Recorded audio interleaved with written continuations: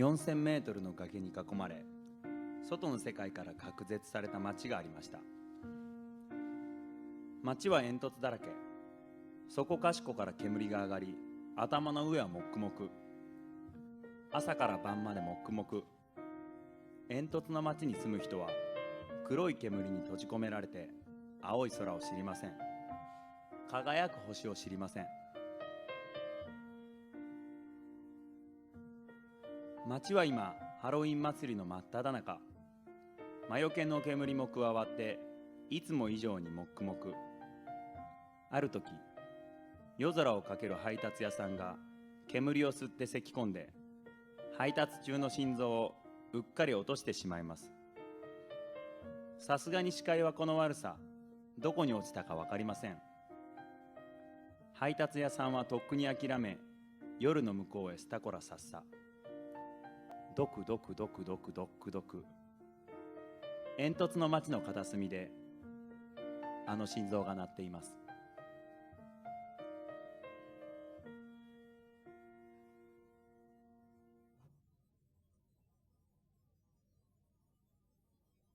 心臓は町の外れのゴミ山に落ちました。ドクドク暴れる心臓にゴミがあれこれくっついて、ついに生まれたゴミ人間。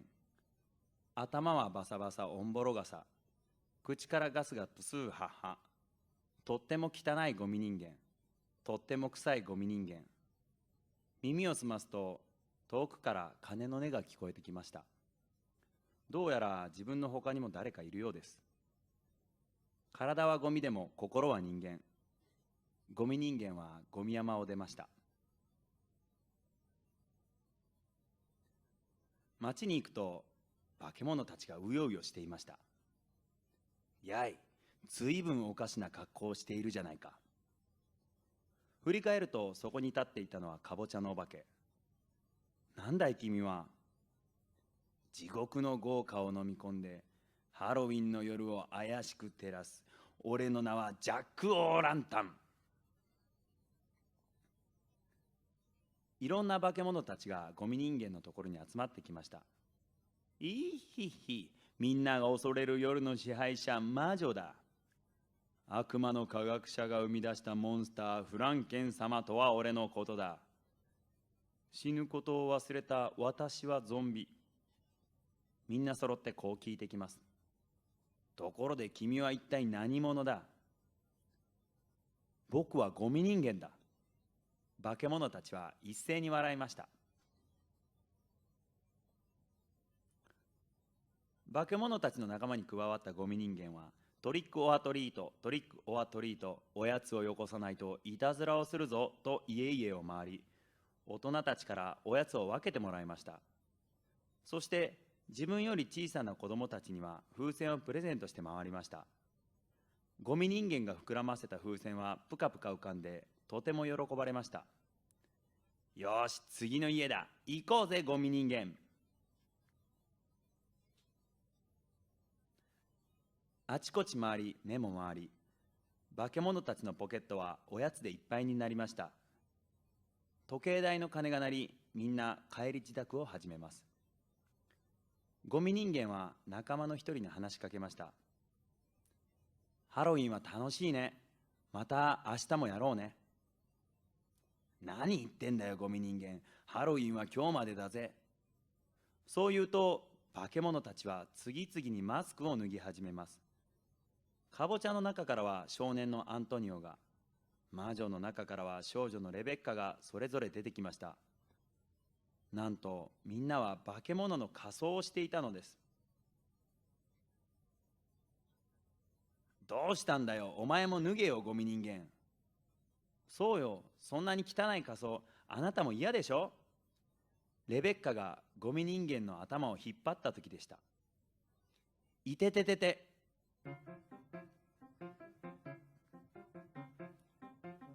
キャー。レベッカが大きな声を上げました。こいつ仮装じゃない。少年たちはゴミ人間からさっと離れました。あっちへ行け化け物。町から出て行けゴミ人間。海に流されてしまえ。少年たちは次々に汚い言葉を浴びせました。ゴミ人間の噂はすぐに町中に広まりました。ゴミ人間だ。化け物が現れた。ゴミ人間が話しかけても、あっちへ行けよゴミ人間、匂いが移ると相手にしてもらえません。ゴミ人間はベンチに腰をかけ、プスーハハと臭いため息をこぼしました。そんな時でした。君が噂のゴミ人間か。それ仮装じゃないんだって？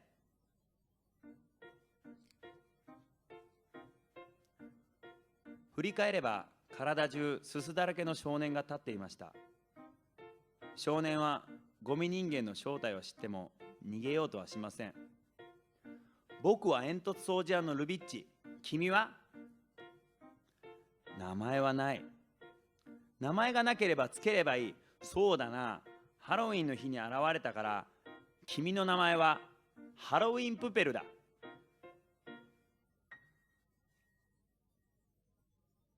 ハロウィンプペル、君はこんなとこで何をしてるんだい？誰も遊んでくれないんだよ。プペルがそう言うと、ルビッチはわははと笑いました。そりゃそうだろうね、プペル。君は汚いし、それに随分臭い。言ってくれるね。そういうルビッチだって真っ黒けっけじゃないか。今は仕事の帰りだからね。この通りすすまみれ。煙突掃除は大人の仕事だろ？うちには父ちゃんがいないから僕が働かなきゃいけないんだ。それよりそんな匂いじゃ嫌われて当たり前。うちの庭で体を洗いなよ。いいの？僕も体を洗わないと家に上がれないからね。ついでに君も洗うといい。ルビッチは僕を避けないね。なんだか懐かしい匂いがするんだよ。僕が捨てたパンツでも混じってんじゃない？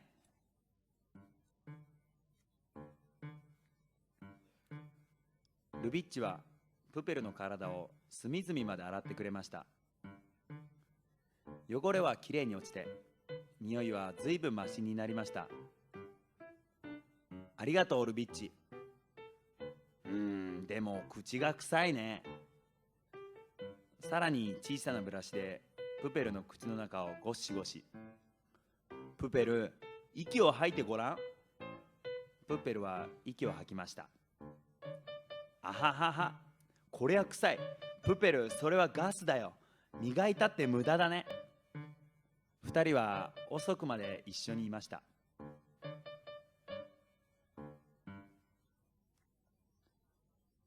あなた、今日あのゴミ人間と遊んだの？大丈夫だよ母ちゃん、プペルは悪いやつじゃない。その好奇心は父ちゃん譲りだね。町でただ一人の漁師だったルビッチのお父さんは去年の冬に波に飲まれ死んでしまいました。見つかったのはボロボロに壊れた漁船だけ。この町では海には魔物がいると信じられていて、海に出ることを禁止されていたので、町の人たちは自業自得だと言いました。ねえ、母ちゃんは父ちゃんのどこが良かったの？照れ屋で可愛いところもあったでしょ？嬉しいことがあるとすぐにこうやって人差し指で鼻の下をこすって。次の日、プペルとルビッチは煙突の上に登りました。怖いよルビッチ。しっかり捕まっていれば平気さ。だけど突風が吹くから落とし物には気をつけてね。何か落とし物をしたことがあるの？父ちゃんの写真が入った銀のペンダント。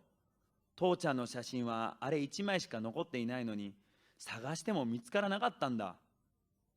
ルビッチはドブ川を指して言いました。あのドブ川に落ちたのさ。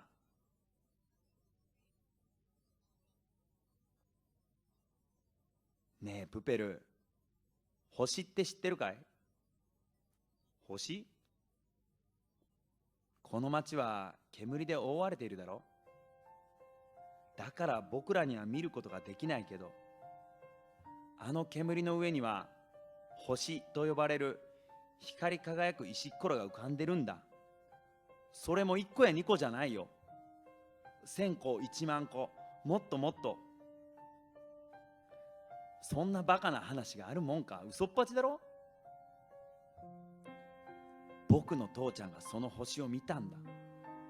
遠くの海に出た時にね、ある場所で頭の上の煙がなくなって、そこには光り輝く星がたくさん浮かんでいたんだって。町の人は誰も信じなくて、父ちゃんは嘘つき呼ばわりされたまま死んじゃったんだ。でも父ちゃんは煙の上には星があるって言ってね、星を見る方法を僕に教えてくれたんだよ。ルビッチは黒い煙を見上げて言いました。信じ抜くんだ。たとえ一人になっても。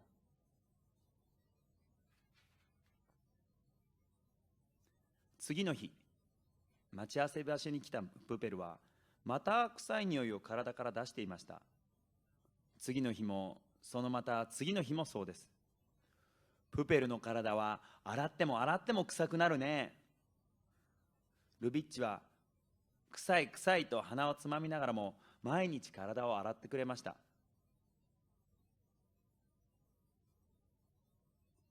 ある日のこと、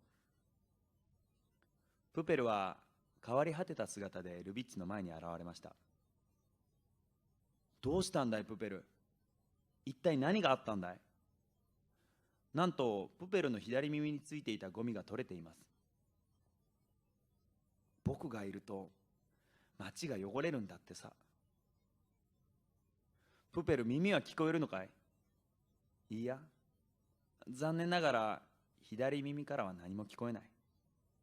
左耳のゴミが取れると左耳が聞こえなくなるらしい。アントニオたちの仕業だね。なんてひどいことをするんだ。僕は化け物だから仕方ないよ。次の日、ルビッチはアントニオたちに囲まれてしまいました。やいルビッチ、デニスが風邪で倒れたんだよ。ゴミ人間からもらったばい菌が原因じゃねえのか。プペルはちゃんと体を洗っているよ。ばい菌なんてない。とんだ嘘をつきやがる。昨日もあのゴミ人間は臭かったぞ。お前の家は親子揃って嘘つきだ。確かにプペルの体はいくら洗っても次の日の朝には臭くなっていました。ルビッチには返す言葉がありません。なんでゴミ人間なんかと遊んでんだよ。空気を読めよ。お前もこっちに来い。帰り道、とぼとぼと歩くルビッチのもとにプペルがやってきました。ねえプペル、遊びに行こうよ。また臭くなってるじゃないか。そのせいで僕は今日学校でいじめられたんだ。いくら洗っても臭くなる君の体のせいで。ごめんよルビッチ。もう君とは会えないよ。もう君とは遊ばない。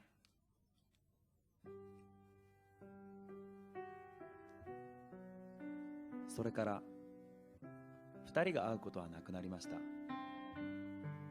プペルはルビッチと会わなくなってから体を洗うこともなくなり、ますます汚れてゆき、ハエがたかり、どんどん汚く、どんどん臭くなっていきました。プペルの評判は悪くなる一方です。もう誰もプペルに近づこうとはしません。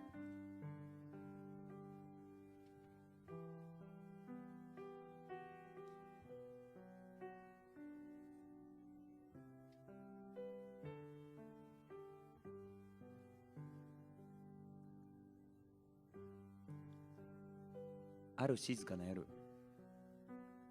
ルビッチの部屋の窓がコツコツと鳴りました。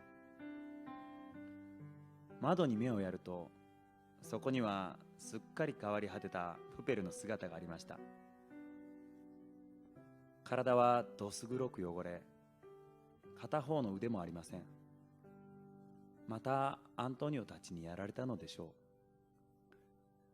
う。ルビッチは慌てて窓を開けました。どうしたんだいプペル。僕たちはも行こう。プペル、何を言ってんだい。行こうルビッチ。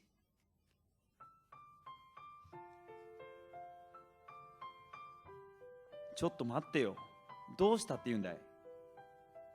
急がなきゃ。僕の命が取られる前に行こう。どこに行くんだよ。急がなきゃ。急がなきゃ。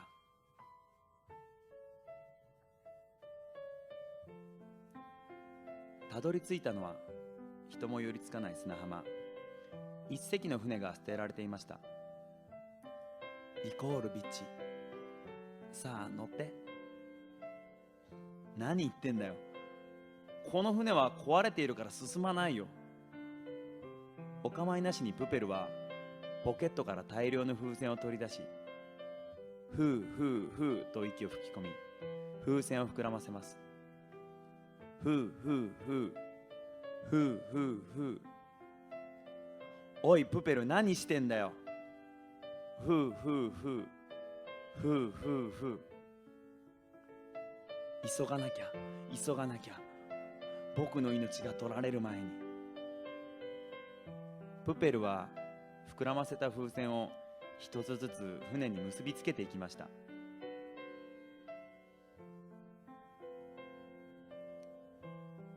船には数百個の風船が取り付けられました。行くよルビッチ。まさか。煙の上。プペルは船を止めていたロープをほどいて言いました。星を見に行こう。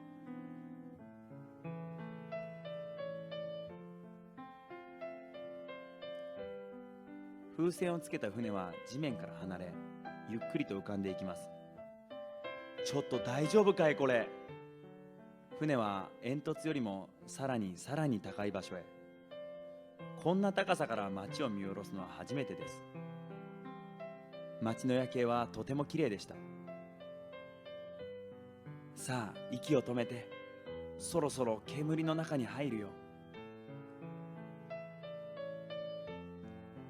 ゴーゴーゴーゴー。船は煙の中に入りました。煙の中は何も見えません。ただただ真っ暗です。ゴーゴーという風の音に混じってプペルの声が聞こえます。しっかり捕まるんだよルビッチ。上に行けば行くほど風はどんどん強くなっていきました。ルビッチ、上をごらん。煙を抜けるよ。ゴーゴーゴー。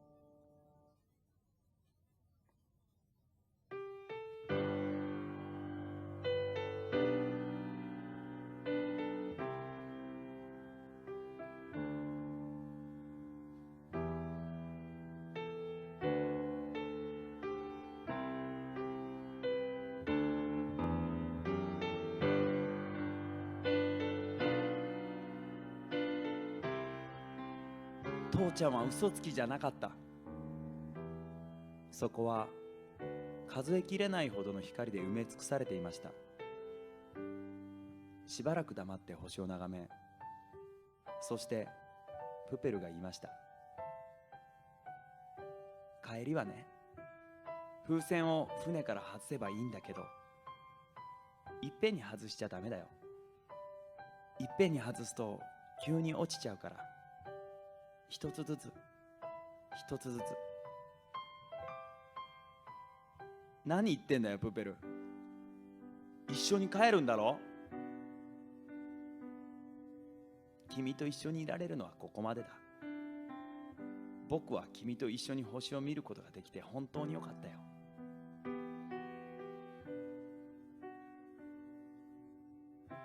わけわかんないこと言うなよ。一緒に帰ろうよ。あのねルビッチ、君がなくしたペンダントを話を聞いたあの日からずっと探していたんだ。あのドブ川のゴミはゴミ処理場に流れ着くからさ、きっとそこにあると思ってね。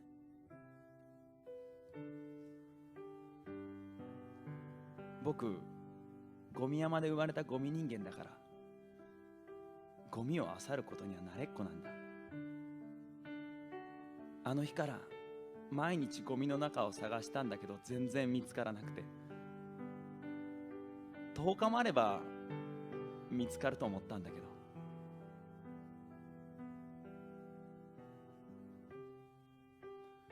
プペル、そのせいで君の体は、僕あれだけひどいことをしちゃったのに。構わないよ。君が初めて僕に話しかけてくれた時、僕は何があっても君の味方でいようと決めたんだ。ルビッチの目から涙がこぼれました。それに結局ゴミ処理場にはペンダントはなかった。僕はバカだったよ。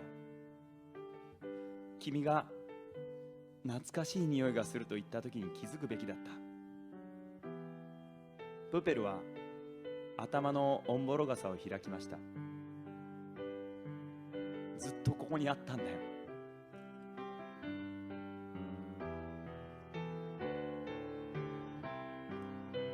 傘の中に銀色のペンダントがぶら下がっていました。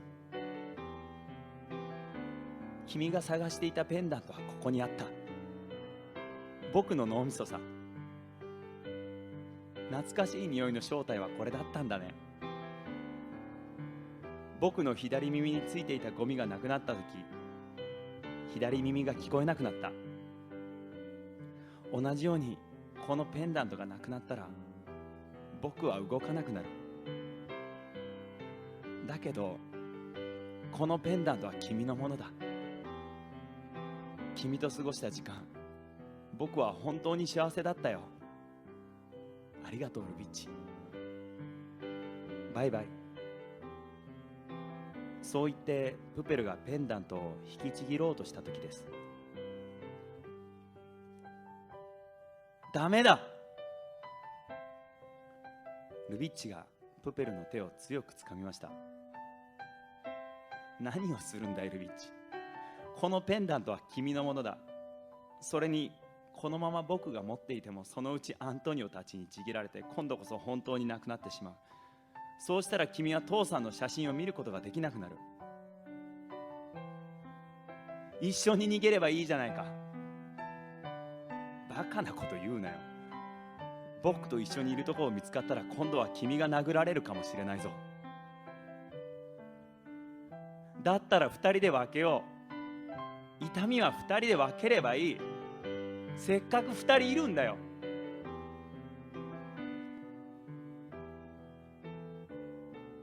毎日会おうよプペル。そうすれば父ちゃんの写真も毎日見ることができる。だから毎日会おう。また毎日一緒に遊ぼう。ゴミ人間の目から涙がポロポロとこぼれました。ルビッチと毎日遊ぶ。それはなんだか遠い昔から願っていたような、そんな不思議な気持ちになりました。プペル、星はとても綺麗だね。連れてきてくれてありがとう。僕は君と出会えて本当によかったよ。プペルは少し照れくさくなり、やめてよルビッチ、恥ずかしいじゃないか。そう言って人差し指で鼻の下をこすりました。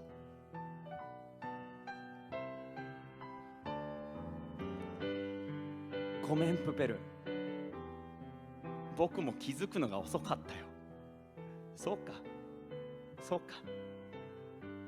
ハロウィンは死んだ人の魂が帰ってくる日だったね。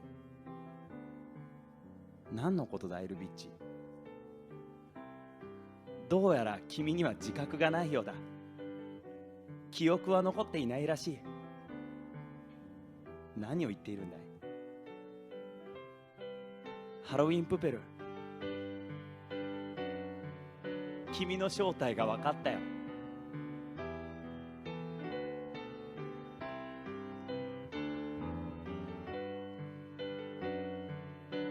会いに来てくれたんだね。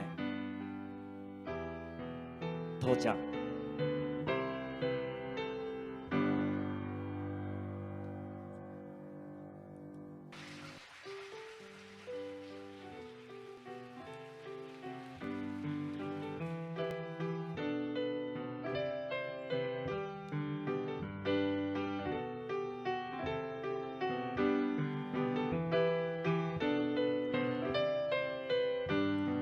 ハロウィンの夜にやってきた体がゴミのゴミ人間。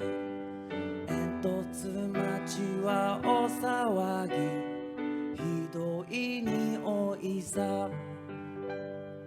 臭い臭いと生やされて、君は外にはじかれる。一人ぼっちのゴミ人間だけどどうだ。ゴミの体のその奥には綺麗なハートがある。ご覧体の汚れなんて洗えばこの通り。見た目なんてどうだっていいのさ。君はとても素敵。ハロハロハロハロウィンプペプププペル。心優しいゴミ人間。ハロハロハロハロウィンプペプププペル。君は僕の友達。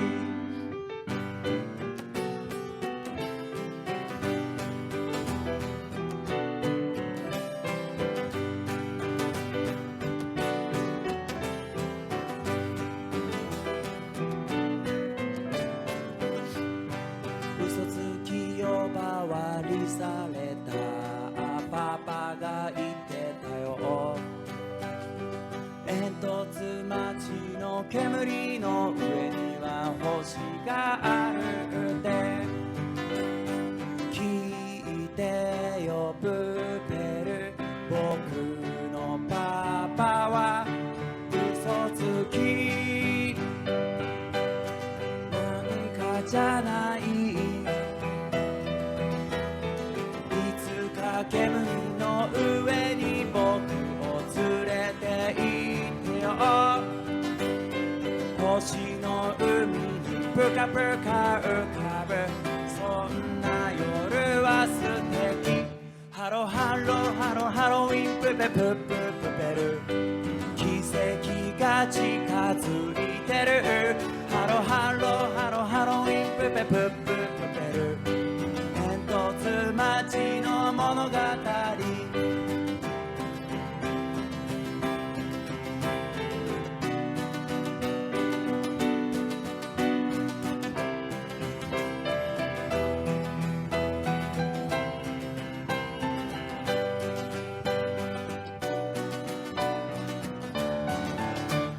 油の涙を拭いてほらその顔見せておくれ。きっとまた遠くにいてしまうんだろう。だからその日までたくさん遊ぼうよ二人で。ハロハロハロハロウィンプペプププペル。心優しいゴミ人間。ハロハロ